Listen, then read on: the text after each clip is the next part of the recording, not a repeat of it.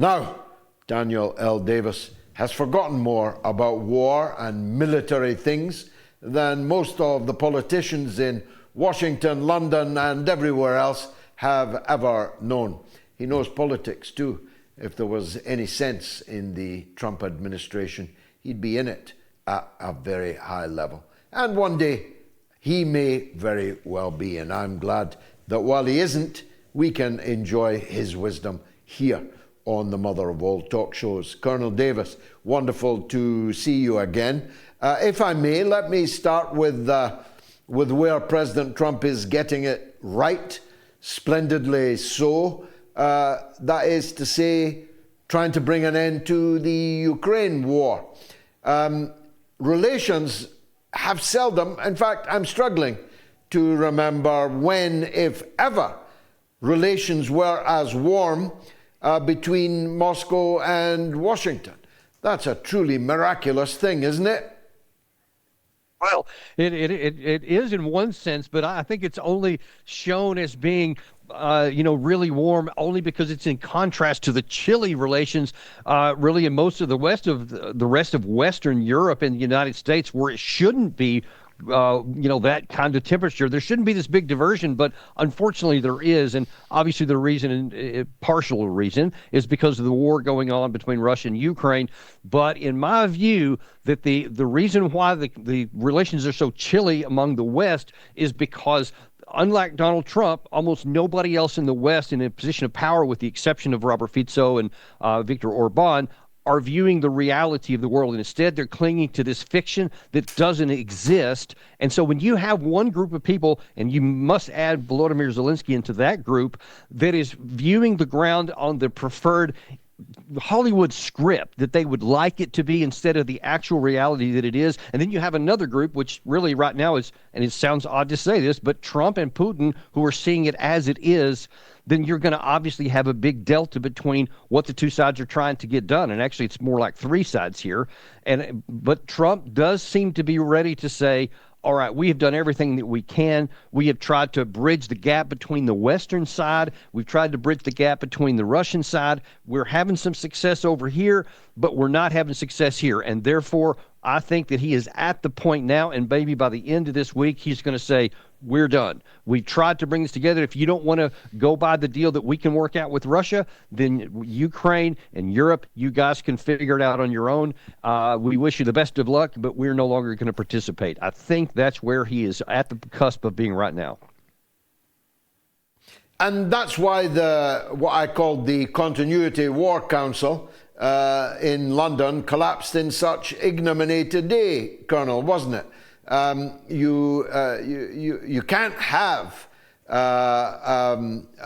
the West, where the United States has said no, we don't want to continue the war. We're not going to continue the war. And so they pulled Rubio and Witkoff out of the talks in London today. Then Germany and France pulled out. And we had the totally ignominious end of the British government, whose talks they were, itself pulling out of them, and thereby leaving the Ukrainian delegation holding their proverbial. The ignominy of that is likely to accelerate the ending of all of this, don't you think? Well, I do, and I got to say, it's just the latest embarrassing outcome that is so predictable. When you had the U.S. side signaling nothing but, these are our terms that we're willing to discuss, and if you're not willing to do that, we're going to walk. I mean, how many times can you say that? And then why would you have this meeting that you think that the U.S. side is still going to come to and have a discussion to where maybe you can talk them into your side, and then be surprised when at the end of it that we say we're only going to send one medium-level guy, General Keith Kellogg, and our senior diplomats aren't going to be there. How can you be surprised by that? And then, like you say, to just scatter one after the other to fall off, leaving basically Volodymyr Zelensky, who earlier today made the statement that, oh, by the way, this whole issue about recognizing Crimea, yeah, it ain't going to happen. I don't want it to happen. So he's staying firmly in this fictional bubble. But the Russians are going, you can stay in that bubble because it's going to end up getting popped with a howitzer, or you can do it yourself, one or the other. But that's where this is going. And as long as they stay in that fictional version of what they wish were reality, I mean, this can only end worse for the Ukraine side than if they had agreed to whatever Trump and Putin can come up with. That's what is so crucial to understand. As ugly as this is, George, the only reason that we're at this position where it can be ugly now is because of the absolute unwillingness of the entire West, to include the Biden administration prior to this, to acknowledge reality. We have forfeited every opportunity to have a negotiated settlement that would have been more advantageous to the Ukraine side. Now then, we're left with an ugly one diplomatically today, or this will eventually be a military victory with terms of surrender issued to the Ukraine side. That's where we're at right now. So let's go hypothetical, Colonel, if you'll permit me. Let's say the U.S. side says, okay, we're done, we're out of here. We're going to make our own arrangements in improving relations with Moscow. There's a summit going to be arranged between the two presidents. We're going to unilaterally lift many of the sanctions that we imposed before after 2014. And the War Party, the Continuity War Council of the willing in the European Union, which is by no means them all, as you say, and even those who are willing don't actually have more than a paddle boat or two that they could lend to the expeditionary force. What happens then? Does the war continue? And how does Zelensky keep his forces at the front when everyone else has declared they're out of there? Yeah, two different factors I want to discuss based on all that you just laid out there. Number one, earlier today, Vladimir Putin very powerfully signaled that they are moving forward and accelerating their capacity to both their defense industrial base, to expand their war-making capacity and their ability to sustain, simultaneous with a continuing evolution of their war-fighting doctrine and their capacities as formations, etc. They are signaling they are doing everything to take the military capacity they have now generated for the last 3 years, and they're going to improve it so that this year it's going to get even stronger, meaning they have no intention of ending this war here. They recognize that there's not going to be a diplomatic solution. They can see that there's, the gap is so wide, it's unbridgeable, so that they are signaling they're not even going to slow down with what they're doing militarily. And then on the second side of that gets far too little visibility from the perspective of the Ukrainian armed forces. There's one issue about how much can the Europeans do without us. It's minimal. It's a smaller percentage. It's not insignificant. It does have something, as long as European countries are willing to continue to bankroll themselves and get rid of their money and to deplete their stocks. They have the capacity. They can do it.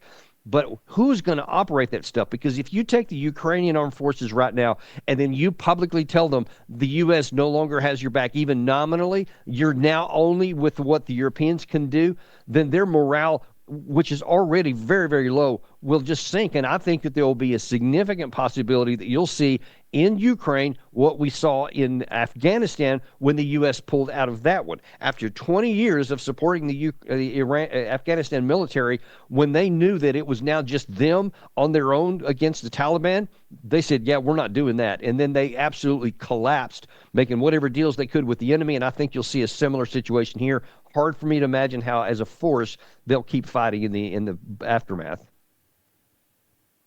Well, me too, but I was only a boy soldier. You are a colonel, so it's good that we are on the same page on that.